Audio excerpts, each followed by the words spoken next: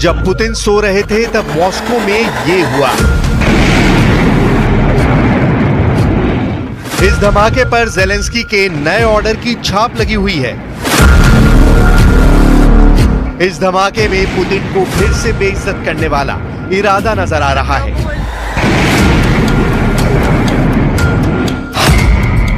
क्या ये धमाका रूस और नेटो के बीच सीधे युद्ध की शुरुआत कर सकता है?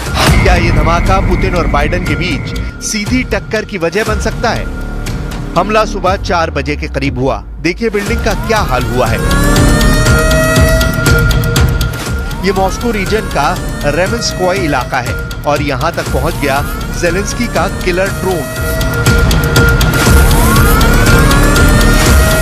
हमला एक रिहायशी इमारत पर हुआ है। फ्लैट्स के अंदर आग लगी हुई है और यहां लोगों के जख्मों पर यूक्रेन के ऑपरेशन मॉस्को की छाप साफ नजर आ रही है। Ну, страшно. Первый мы, когда услышали взрыв, это был на спортивной, то есть и то, думаю, господи, долетел. Второй дрон прилетел уже сюда, то есть, конечно, мы были в шоке, что еще рядом, еще второй раз. И пока я просто переходила между комнат, как раз слышала, вот летел это третий, но это было очень громко и взрыв, ну, очень мощный. Но у нас вот выбило даже, ну, все окна и дверь балконную прям вот так, и через эти щелки залетело стекло, вообще в комнату было. Так что, ну, ужасно, конечно. इस हमले में एक महिला की मौत हुई है और 3 लोग घायल हुए हैं। धमाका इतना जबरदस्त था कि आसपास की सभी इमारतों को खाली करा लिया गया। 26 अगस्त को ज़ेलेंस्की ने रूस के सारातोव पर 9/11 जैसे हमला किया था, जब यूक्रेन का एक ड्रोन 38 मंजिला बिल्डिंग से जा टकराया था। अब 10 सितंबर को ज़ेलेंस्की का एक और ड्रोन मॉस्को तक पहुंच गया और इस धमाके को अंजाम दिया।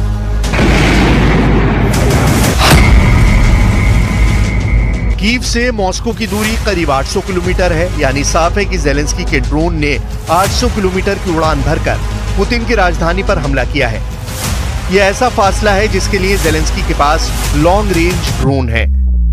मॉस्को में रिहायशी इमारत में धमाके की दहशत सुबह भी देखी जा सकती है। बिल्डिंग का हाल देखिए और ज़ेलेंस्की के ड्रोन की पावर को समझिए।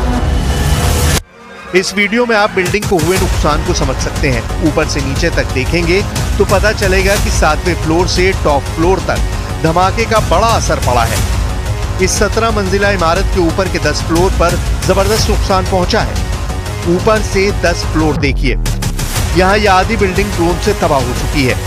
ज़ेलेंस्की का ड्रोन 13वीं मंजिल से जाकर टकराया और फिर बहुत बड़ा धमाका हुआ जिससे पूरा रूस हिल गया। Ну, было 4 часа ночи, я услышал, как это вертушка, и я открываю занавеску, она прямо в здании перед глазами, бля. Я это все видел, бля. И взял семью и побежал на улицу. Вот, в принципе, и все.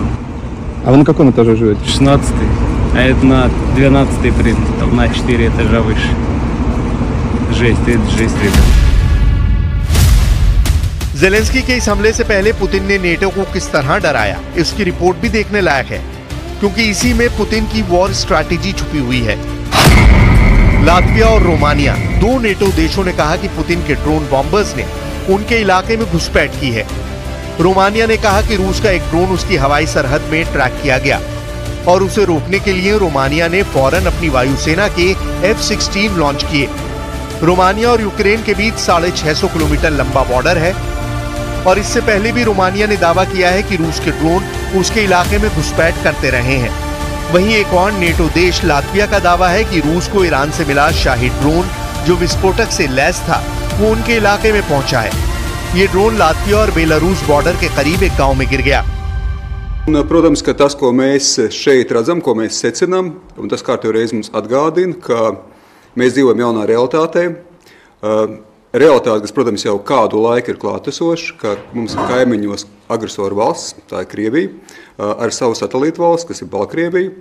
Un līdz ar to, protams, kad šī jaunā realitāte ir tā, kad karš ir tuvu arī mūsu robežām.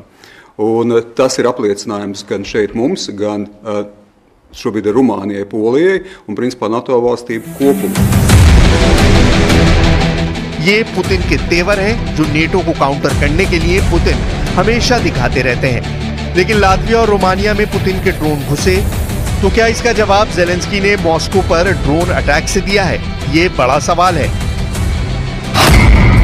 सवाल ये भी है क्या नेटो ने ही जेलेंस्की को उकसाया कि वो मॉस्को पर हमला करें? सवाल है कि क्या रूस को घर में घुसकर मारने वाला प्लान नेटो और अमेरिका बना रहे हैं?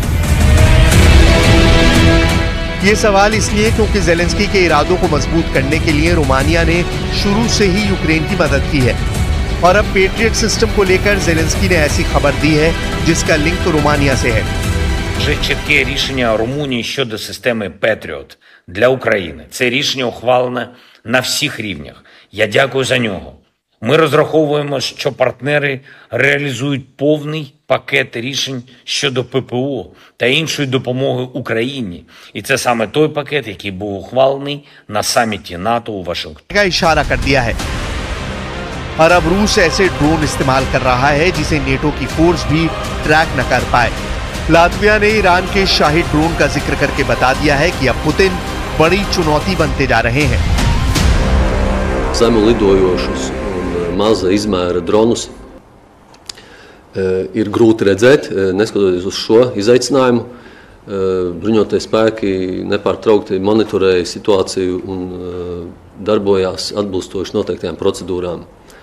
Un otra lieta, ko es gribēju pateikt, ka atbilstoši šim incidentam bruņotie spēki ir veikuši arī attiecīgos pasākumus un arī pierobežas rajonā ir nosūtījuši jau pastiprināt vienības, lai tādā veidā vēl pastiprinātu vēl vairāk šo pretgaisa spējas reaģēšanu.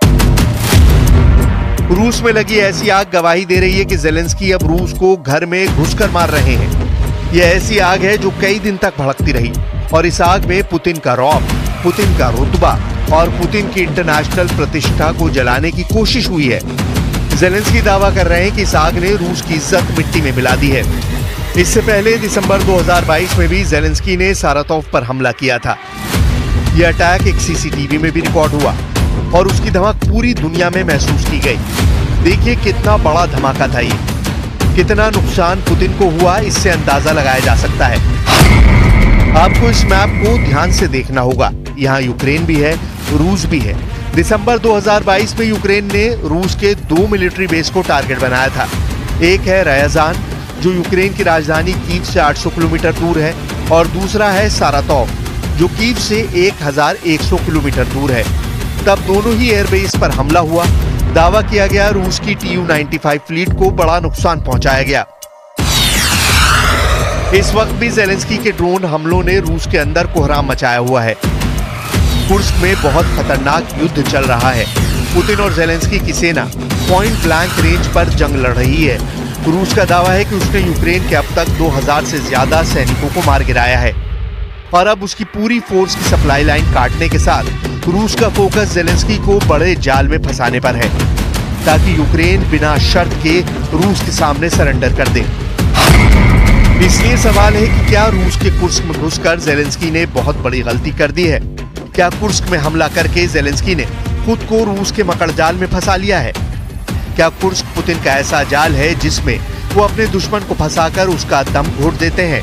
क्या रूस के मकड़जाल में फंसकर अब Ukraine की सेना को मौत के घाट उतार दिया जाएगा?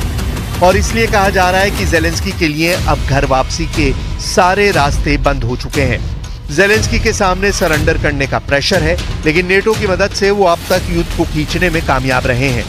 देखा जाए तो फरवरी 2022 से जो युद्ध शुरू हुआ है उसमें अभी तक जीत का दावा किसी ने नहीं किया है, लेकिन सारातोव, कुर्स्क और मॉस्को के हमले जेलेंस्की की घर में घुसकर मारने वाली वॉर स्टेटमेंट दिखा रहे हैं।